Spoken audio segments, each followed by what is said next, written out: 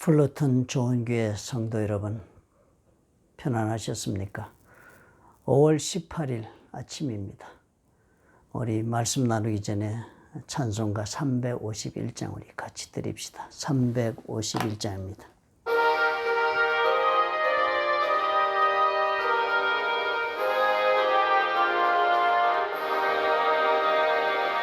믿는 사람들은 주의 군사니 앞서가신 주를 따라갑시다. 우리 대장 예수 길을 들고서 접전하는 곳에 가신 것 보라. 믿는 사람들은 주의 군사니 앞서 가신 주를 따라갑시다. 원수 마귀 모두 쫓겨가기는 예수 이름 듣고 겁이 남이라. 우리 찬송 듣고 지옥 떨리니 형제들아 주를 찬송합시다. 믿는 사람들은 주의 군사니 앞서 가신 주를 따라갑시다.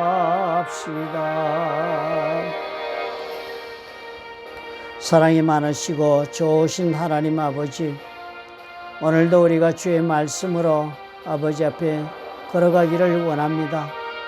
참으로 주님께서 우리를 향하여 가지고 계신 뜻을 우리가 발견하기를 원하고, 또 우리의 마음이 언제나 우리 하나님을 알아가는 기쁨 속에 하루하루를 살아가기를 원합니다.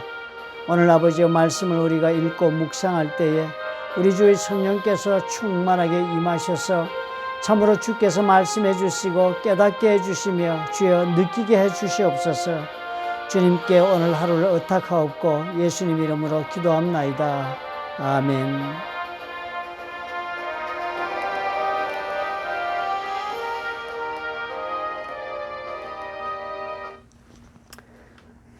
신명기서 말씀을 우리 계속해서 보겠습니다. 신명기 20장 10절부터 20절의 말씀이 되겠습니다. 저 한 절씩 교독하면 좋겠습니다.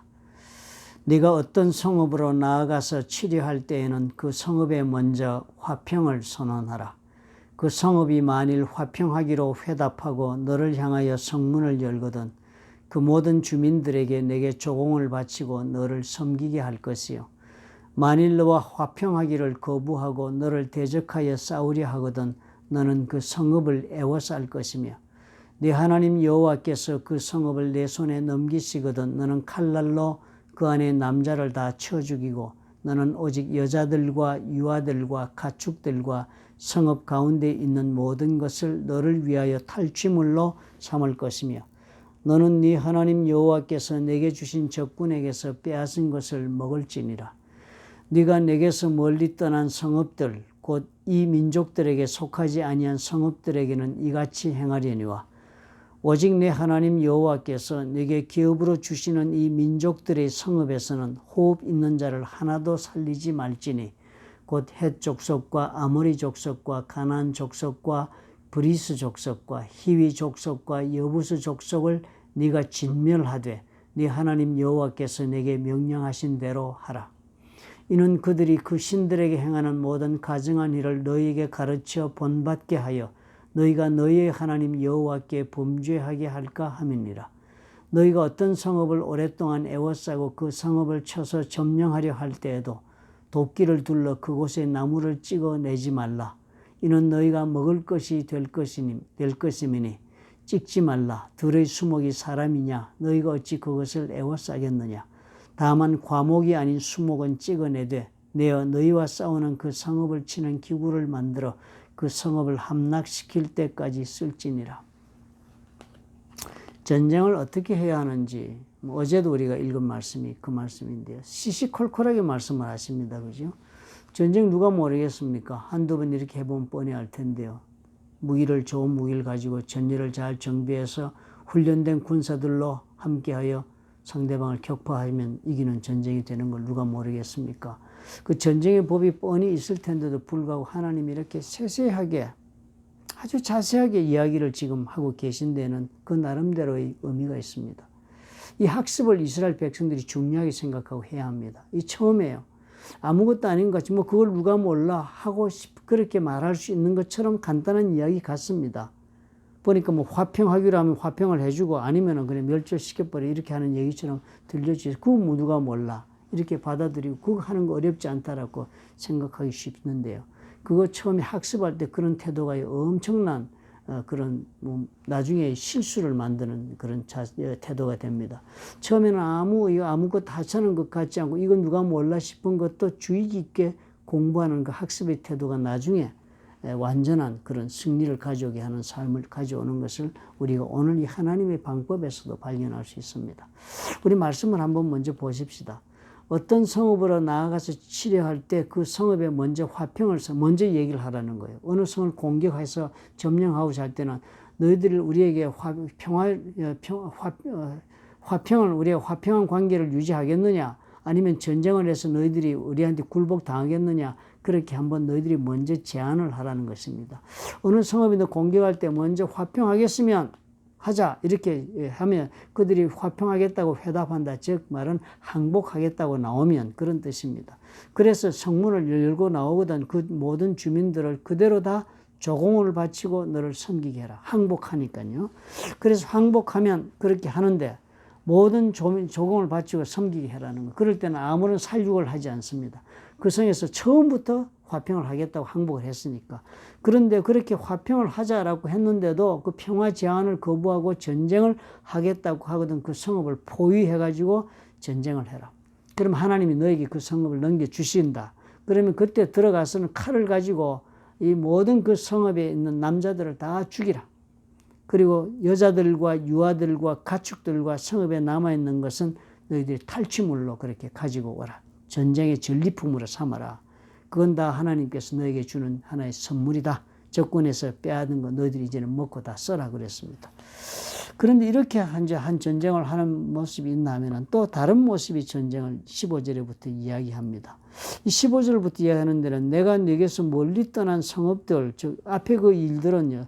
평화를 선언하고 이렇게 제안해가지고 평화적인 관계를 유지하거나 아니면 또 저항할 때는 이렇게 해라라고 가르쳐준 성읍들은 이 민족들에게 속하지 아니한 성읍들에는 그렇게 하라는 거예요. 이 민족들이란 말은 지금 가나안 땅에 있는 민족들을 말합니다. 그러니까 하나님께서 주신 이 약속의 땅, 이 가나안 땅에 있는 그 성읍들에는 다른 방법으로 전쟁을 해야 한다고 말씀을 하시는데 그것이 무엇인가 하면은 호흡 있는 자를 하나도 살리지 말라. 싹 죽여버려. 전멸시키라는 것입니다. 그리고 족속들 이름을 쭉 이야기합니다. 이게 대표적인 그 땅에 있는 족속들 이름입니다. 네가 진멸하되 네 하나님 여호와께서 네게 명령하신 대로 진멸해라. 완전히 멸절시키라. 하나도 살려두지 말라. 남자건 여자건 유아건 짐승이건 뭐건 다 죽이라. 대단히 정말 독특한 전쟁의 모습입니다. 그죠? 많은 사람들이 이제 이런 전쟁의 모습을 보고 하나님 너무 잔인하게 전쟁을 명령하신다라고 하나님의 잔인함을 이렇게 떠올리는 사람들이 있는데요. 그건 전쟁의 종류, 하나님 그렇게 안 하셨잖아요. 다른 성읍은 그러지 말라고 했지 않습니까? 그리고 다른 성읍에서는 보니까 반역할 수 있는 그런 잠재력인 그런 성인 남자 군인이 될 수 있는 자만 다 죽이고 나머지는 살려줬습니다. 그런데 지금 이 가나안 땅에 있는 가나안 땅은 무슨 땅입니까? 약속의 땅입니다. 하나님이 너희들에게 앞으로 이 땅에서 나를 섬기고 사는 내 백성들이 되어서 사는 그런 땅을 주겠다고 약속한 땅이 이 가나안 땅입니다. 그리고 이 가나안 땅 그래서 이 사람들이 어떻게 해요? 430년 기다리지 않았습니까? 아브라함에게 이 약속을 주시면서 하나님이 너희들은 애굽으로 가가지고 430년 있어야 되겠다. 왜냐하면 지금 가나안 땅에는 아직도 죄악이 그렇게 끝까지 가지를 않았다. 그런 말씀이 나오는 것입니다. 그러니까 가나안 땅의 죄악이 끝까지 가는 데는 430년이 걸린다고 하나님이 아브라함에게 가르쳐 주면서 그래서 이 사람들이 애굽 땅에 430년을 고센 땅에 살게 하신 것입니다. 그리고 고센 땅에 살다가 이제 광야 40년 살고 그리고 지금 가나안 땅에 들어오니까 이 가나안 땅은 지금 뭐예요? 하나님이 지금 죄악이 아주 관영한 때까지 병의 목에까지 물이 차듯이 죄악이 가득 차가지고 가나안 땅은 더 이상 이제는 하나님 앞에 회개하고 돌이킬 수 없는 단계까지 갔습니다. 그리고 저들이 짓는 죄악들이요. 참으로 하나님께 도저히 용납할 수 없는 죄악을 짓는 사람들이 된 거예요. 아이들을 불 가운데 통과하고 신에게 몰록 신에게 자기 자녀들을 바치고 온갖 음란한 짓을 다 하고 하는 그런 죄악들을 도대체 하나님이 하나도 정말 어떻게 돌이켜서 깨끗이 할 수 없는 극단 경제까지 저들이 다다른 그런 죄를 저지르고 살았기 때문에 하나님이 저들을 심판하기로 결론을 내린 것입니다. 심판하니까 이 심판은 전쟁의 모습이 다르지 그죠? 심판은 전쟁이 아닙니다. 전쟁의 형태로 지금 하나님이 가나안 이 족속들을 다 멸절시키는 심판을 행하시는데 그 심판의 그 도구로 지금 이스라엘 사람들이 쓰임 받은 것입니다. 그러니까 가나안 전쟁이 이렇게 처절하게 했습니다. 그런데 하나님이 왜 가나안 땅에 이렇게 심판의 전쟁을 해야 하는지 그 심판 전쟁을 가나안 땅에 하고 그 땅을 주시는 이유를 설명을 하시는데요. 18절에 보니까 이는 그들이 그 사람들이 그 신들에게 행하는 모든 가증한 일을 너에게 가르쳐 본받게 해가지고 너희 하나님 여호와께 너희들이 범죄하게 되는 일이 생길까 그래서 멸절시키라고 심판을 행한다 그랬습니다. 그 가나안 땅에 그냥 적당히 들어가서 땅을 이렇게 하나님이 조금 이렇게 너희들이 획득해 살도록 하지 않으니 그렇게 살면 무슨 문제가 생겨요? 그 죄악이 너희들이 옮겨와서 너희들도 또한 같은 죄악 가운데 빠져서 하나님을 섬기고 사는 삶이 불가능해지기 때문에 그래서 여기 심판의 전쟁을 하고 깨끗이 정리해서 하나님께서 구별하신 땅, 거룩한 땅, 그래서 선물을 약속하신 땅을 선물로 저희들에게 주어서 그곳에서 하나님의 백성들이 살도록 하기 위해서 지금 심판의 전쟁을 하기 때문에 가나안 땅은 멸절의 전쟁을 해야 한다. 이렇게 가르쳤습니다. 같은 전쟁이지만 이 전쟁의 구분이 분명합니다. 그죠? 하나는 가나안 땅 외곽에 있는 것, 즉 하나님이 이들에게 약속의 땅으로 선물로 주지 않았던 것을 저들이 영토 확장을 하면서 이렇게 해나갈 때 전쟁을 하게 될 때는 그 땅은 심판의 대상으로 보지 말고 일반적인 전쟁의 법을 적용해서 전쟁을 하게 했습니다. 그러나 이 가나안 땅에만은 하나님께서 특별한 심판의 전쟁을 하도록 요구하신 것은 저들이 앞으로 살아가는 삶, 즉 하나님 나라의 백성이 되어서 가나안 땅에서 하나님이 왕이 되어 다스리시는 그런 삶을 살기 위한 준비 작업이었습니다. 그래야만 그 삶을 살 수 있기 때문이라고 말씀하신 것입니다. 그런데 이거 간단한 거지, 이걸 그렇게 어렵게 생각할 것이, 이게 어려워, 이렇게 생각하고 그냥 적당히 생각하고 살면은 다 거기서 실족하고 넘어지는 것입니다. 이게 이렇게 처절하게 아주 정말 이것은 대단히 중요한 삶의 원칙이라고 받아들이고 적용하지 않으면 안 되는 법이었습니다. 가나안 땅에서 우리는 이렇게 살아야 한다. 가나안 땅에 있는 모든 우상을 섬기는 족속들과 관계된 것은 하나라도 우리 삶 속에 들어오면 안 된다. 그러므로 가나안 땅에 있는 여자들과 혼인해서도 안 되고 가나안 땅의 사람들과 그렇게 교제해서도 안 되고 그들의 생활 풍습을 받아들여도 안 되고 절대로 그들의 삶 속에 가지고 있는 문화적인 어떠한 것도 우리가 받아들이면 안 된다. 단호하게 끊어야 한다라고 이 사람들이 그렇게 생각하고 살아야만 저들이 하나님이 다스리시는 나라의 삶을 제대로 살 수 있다라고 하나님이 그렇게 알려준 대로 그렇게 살아야만 하는 것입니다. 그런데 이 사람들이 그 문제를 그렇게 철두철미하게 생각하면 전쟁인데 지금 이렇게 간단히 생각하면 그렇게 때로는 잡기도 하고 때로는 멸절시키기도 하고 한다는 하나님 하라는 대로 하면 되나 보다 이런 정도로 생각했기 때문에 사울의 실수가 나오는 것입니다. 사울은요 가나안 심판 전쟁을 하라고 명령을 할 때마다 그것을 가볍게 생각하고는 저기 이방 가나안 땅 바깥에 있는 족속들에게 전쟁하는 이쪽을 선택해서 했습니다. 사울은 멸절시키지 않습니다. 남자들만 죽이고 괜찮은 것은 그냥 다 가지고 왔습니다. 짐승이고 사람이고 다 가지고 왔습니다. 사울이 결국 그래서 하나님 앞에서 자신이 심판을 받는 자리에 떨어지고 말지 않았습니까? 사실 이것이 우리 삶 속에 대단히 중요합니다. 저들은 지금 우상이 섬기는 나라 속에 우상이 섬기는 나라, 세상입니다. 그죠? 이방 하나님을 모르는 그 나라 속에 이 사람들은 완전히 정말 준비된 하나님의 백성들이 되어 들어가 삽니다. 그죠? 그러니까 들어가 살 때 어떻게 살아하는가를 가르쳐 주신 것입니다. 그 비결입니다. 그렇다면 참으로 우리 입장을 보면 여러분 어떻습니까? 우리가 예수를 믿어서 우리는 다 하나님의 사람이 되고 하나님의 자녀가 되었다고 성경이 가르쳐 주지 않습니까? 예수를 믿어서 우리가 다 놀라운 하나님 앞에 특권을 얻어 하나님의 자녀가 되었습니다. 그럼 하나님의 자녀가 되었으니까 예수께서 우리에게 요구하시는 가장 정말 첫 번째 우리 삶의 우선적인 우리의 삶에 선택해야 할 태도가 뭐라고 가르치셨습니까? 그것이 마태복음 6장 33절이었습니다.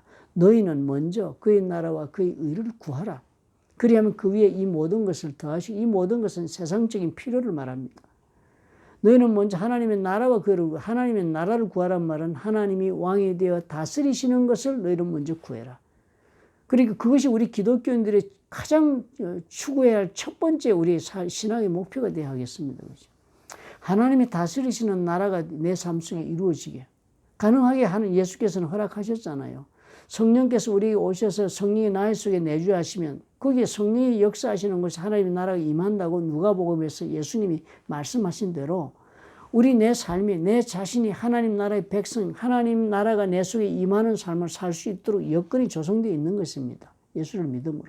또 저와 여러분이 만나서 우리가 같이 우리가 교회 이름으로 모이는 곳, 너희 두세 사람이 모이는 곳은 그 가운데 나도 너희 가운데 같이 한다고 예수님 말씀하셨잖아요.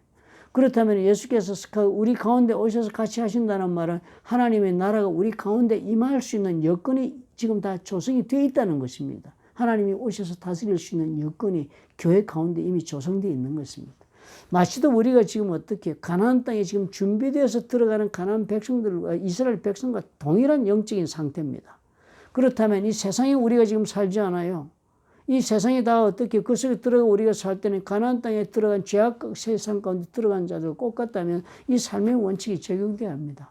가나안의 모든 것을 다 단절하기 위하여 그것을 잘라버리고 멸절시키고 멸망시키고 심판하고 그리고 버려버려야 하듯이 우리가 세상의 모든 것이 그런 마음을 가지고 우리가 하나님의 백성이 된 삶을 살도록 해야 되는 것입니다. 선택을 해야 하는 것입니다. 완전히 단절해야 하는 것입니다. 세상의 것을 가지고. 세상의 것을 너무 흠모하고 사랑하고 타협하고 일부를 받아들이고 이 정도는 괜찮다고 관용을 베풀고 하는 것이 결코 하나님이 허락하시는 삶의 태도가 될 수 없는 것입니다. 모든 세상적인 그런 버릇은 버려야 하는 것입니다. 예수를 믿으면서 우리가. 그래야만 하나님의 나를 다스리시는 삶이 내 자신 속에 하나님이 다스리시는 삶이 이루어지고 내 가정이 하나님이 다스리는 가정이 되고 그래야만 내 자녀들의 삶이 하나님이 다스리시고 하나님이 주가 되는 삶이 저들 삶 가운데 이루어지고 내 교회가 그렇게 되고 내가 살고 있는 사회가 그렇게 될 수 있는 것입니다. 우리 이 삶의 태도를 분명히 선택을 해야 하는 것입니다. 우리는 이렇게 자꾸 사울이 저지른 실수를 세상을 향해 저지르는 것입니다. 세상이 얼마나 무서운지를 우리가 모르는 것이 이것이 과연 세상의 것을 하나씩 둘씩 우리가 받아들이기 시작하고 그리고 용인하기 시작하면 그것이 결국 우리를 어떻게 만들 것인가에 대한 두려운 생각을 갖지 않고 우리는 세상을 살지 않아요. 우리는 세상에 있는 모든 패턴을 본받지 말라고 로마서에 말씀하지 않습니까? 세상 사람들이 살아가고 있는 이 패턴을 절대 세상 패턴이라는 것이 살아가고 있는 그 모습들입니다. 그죠? 그걸 유행을 결코 따르지 마라 그랬습니다. 그리고 마음을 새롭게 변화시켜서 하나님의 기뻐하시고 선하시고 좋은 뜻이 무엇인가를 분별할 수 있는 사람이 되도록 하라고 그랬습니다. 하나님의 뜻을 분별할 줄 아는 사람이 되어 살아야 된다. 그러면 첫 번째 조건이 뭐예요? 세상의 패턴을 따르지 말아야 한다. 세상 사람이 사는 그 생활 그 모습들을 따르지 말아야 한다. 단호하게 따르지 말아야 한다. 우리가 예수 믿으면서 얼마나 많이 세상을 보고 껄떡거리는지 몰라요. 성도들 삶을 보면은. 저도 예전에는 그것이 성도 신앙생활 할 때 가장 큰 문제점이 그거였습니다. 내가 볼 때 저것이 내 판단에 그게 죄 짓는 것이야. 저런 것까지 다 단절하면 내가 세상 바깥에 나가 살아야 되겠다. 내가 그것을 본받아 사는 것과 세상 사람이 그렇게 사는 것을 허락해 주는 것과는 다른 차원입니다. 그걸 제가 혼돈하는 거예요. 혼돈하는 것. 그러면 저는 그냥 신앙생활에 그것이 더 진보된 그리스도인, 더 성숙한 그리스도인을 스스로 자부했습니다. 세상적인 것을 얼마든지 관용해 가면서도 내가 내 신앙을 지킬 수 있다는 것이 그것이 참으로 잘난 그리스도인의 모습이라고 스스로 착각하고 살았습니다. 겁 없이요. 그런데 가만히 돌이켜보니까 그거 다 그렇게 용인했던 것 같아서 결국은 내가 그런 사람화 되는데 일조했더라고요. 내가 죄 짓는 일에 다 도움을 준 것들은 다 그런 것들이었습니다. 내가 결국 넘어지게 되는 수많은 일들은 다 상대방이 그런 것이 괜찮다고 용인하고 같이 나누기 시작한 데서부터 왔었습니다. 뭐 일일이 죄진 것을 여러분 앞에 다 고백해야 되겠습니까? 아내도 얼마나 추하고 정말 여러분이 지금에게 말씀드릴 수 없을 만큼 그런 부끄럽고 추한 삶을 사는 것이 바로 거기에서 벌어졌습니다. 사울의 실수였습니다. 엉뚱한 것, 괜찮은 줄 알고 허락해도 되는 분야에 있는 줄 알아서 나는 괜찮을 줄 알았습니다. 우리 하나님 앞에서 저와 여러분의 신앙싸움과 오늘도 그런 것이 얼마나 많습니까? 단호하지 못한 우리요. 세상과의 완전한 단절을 두려워해서 단호하지 못한 거예요. 그것이 결국 우리 신앙을 좀먹고 하나님이 다스리시는 그런 놀라운 은혜를 입는 삶을 우리는 놓치고 만다. 하나님 나에게 왕이 되어 다스려주시면 얼마나 훌륭한 삶, 축복된 삶을 내가 허락받겠습니까? 얼마나 많은 치유와 회복이 나의 삶 속에 정말 은혜 가운데 일어날 수 있겠습니까? 내가 깨어져 나간 나의 삶 속에 고통스러운 것들, 빼앗기고 만 것들, 부끄럽고 수치스러워 가리우치 못한 것들, 뭐 이 많은 것들이요. 하나님께서 나의 왕이 되어 다스리시면 일시에 다 치유되시고 회복되지 않겠습니까? 그런데 그러려면 뭐가 있어야 되겠어요? 세상과의 단절이 필요합니다. 세상과 단절했다고 세상 밖에 나가는 것은 결코 아닙니다. 세상 속에 살더라도 우리는 결코 세상의 것을 그 패턴을 본받지 않고 하나님 말씀에 내 자신을 쳐서 복종시키는 일에 단호하면 되겠습니다. 타협하지 않으면 되겠습니다. 그런 선택이 저와 여러분 있으면 참 좋겠습니다. 좋으신 아버지 하나님, 하나님이 다스리시는 나라가 우리 가운데 이루어지는 축복을 얻게 도와주시옵소서. 세상을 보고 흠모하지 않을 수 있도록 아버지 우리 마음 지킬 수 있도록 도와주시옵소서. 예수님 이름으로 기도합니다.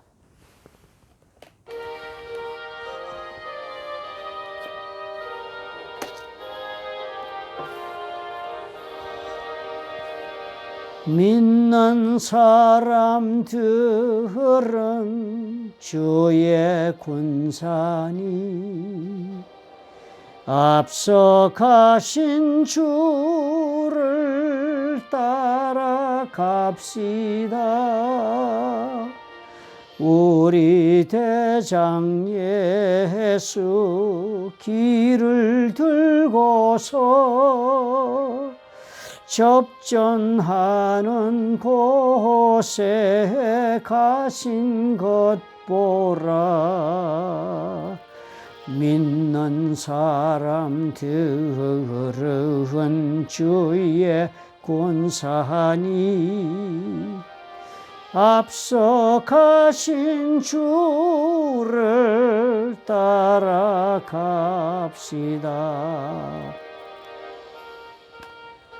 세상 사람들이 보기에요 융통성이 많고 멋진 그리스도인이라 이런 말을 듣기를 소원하지 마십시오. 우리는 세상 사람들이 보기에는 어딘가 좀 모난 것 같고 어딘가 좀 단호한 것 같고 어딘가 좀 뒤진 것 같고 어딘가 좀 정말 세상 사람들의 풍조를 따르지 못해서 촌사람같이 보여지는 그런 구석이 생겨도 그것이 오히려 우리에게는 좋은 것입니다.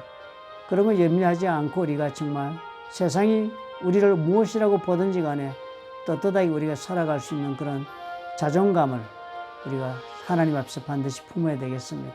오늘 이 말씀으로 우리가 그런 자존감을 가질 수 있기를 기대해 봅니다. 오늘 하루 잘 보내시기 바랍니다. 내일 아침에 또 찾아뵙도록 하겠습니다. 감사합니다.